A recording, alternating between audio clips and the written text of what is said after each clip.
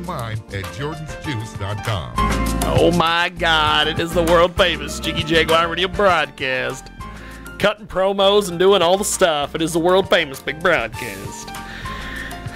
Well, we got a lot of interesting feedback on our stuff, I guess you would say. Thanks for joining us. Thanks for talking to us. Thanks for being right there. As Brett Harris would say, the Brett Harris thumb. Ooh, the thumb. We love Brett Harris. He's big time. Welcome to it. Is the world famous Jiggy Jaguar radio broadcast. It is coast to coast. It is border to border. It is TuneIn, iTunes, Radio Loyalty, all that stuff. Mitch Bass. Let's just get the spoiler out of the way. Mitch Bass, everybody. Fairly recently, someone attributed a quote to Mitch. They said, as my friend Mitch Bass would say, it's so big time it needs 2 G's. Come on, you know you didn't say that. I said it first. That's fine. I've always considered Mitch a friend. I always considered him a buddy with Councils for a Cause. I always considered him a buddy when he was doing the double barrel and the Raz and all that other stuff. I've always liked Mitch. But apparently, much like Pena, Mitch has a deep-seated hatred for me. And I never knew it. Dan Adams and a few people have told me that apparently at one point they had a meeting with Mitch. And Mitch was sitting there and he's like, just when we thought we got rid of Jiggy, he's back. Oh my God, really? So here's the deal. I don't have a problem with Mitch. I like Mitch. I know on occasion there's been some difficulties here and there. But personally, I don't have a problem with the big man. I think sometimes he gets a bad rap. But I know that on occasion, there's has been quite a lot of folks who have told me that he's said this and that about me, which apparently, what was it? Was it Lance? Who was it? It was somebody. I'm like Ed Till. I'm talking to people who aren't there. Was it Lance Chafin that said that? Random looking in a direction, thinking I'm talking to someone. This isn't about Ed Till. This is about Mitch Bass. But apparently Mitch Bass, at one point, was it Kenny? I think it was Kenny. Of course, it always is Kenny. Kenny told me one time that while apparently Mitch had gotten in it, he had gotten so angry about something we talked about here on the radio show that he got so angry that he got in his vehicle and he sped over here and he pounded on my front door and was going to kick my ass. Wow! And then Mitch had sent me a message at one point and he was like, can I ask you a question? And I was at the gym, of course, with Rob, and I got back with him, and I said, yeah, I said, well, what do you need? And he was like, oh, it's not a big deal. Have a good night. So I don't know. Maybe he was going to come kick the fuck out of me. I don't know. I don't know. I did at one point. What was it?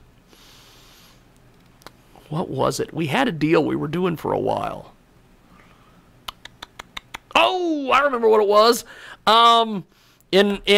Someone had mentioned to me, it was Lance and 2 other people had mentioned it to me, so I had 2 other sources, so it's not just Lance. Mangler hair. I should get a Mangler wig and be like, well, Lance says, Mangler hair. I'm going to go as Mangler for Halloween. That's what I'm going to do. I'm going to be Mangler for Halloween. Oh, my God. I was going to be a drag queen for Halloween, but I think I'm going to be Mangler for Halloween. Halloween Mangler. Jiggy Mangler. Midwest Jaguar. But Mitch, these are getting more entertaining, I'll have to say, as we move along. Mitch and I, at one point, somebody told me that Mitch was going to come because he referred to himself as the big dog for a while. That was his gimmick. He was big dog. He was the big dog. Ooh, the big dog, Mitch Bass. I'm going to get you. Like the Twix commercials. I don't know what Twix and someone coming to kick my ass has anything to do with anything.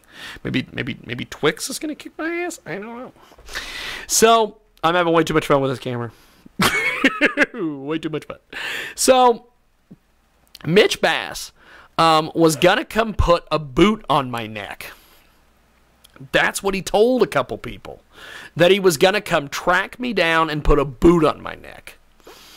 And so I had this thing on social media for a while where the big dog was going to come put a boot on my neck. And we ran into the actual big dog, Jesse Price, at an indie show one time. A very low-budget indie show. Jerry Bostic. But he don't like me either, and that's fine. Why did he blow a kiss to Jerry Bostic? Maybe it was like Ravishing Recruit. I don't know. Who knows? Who knows what it is? Who cares?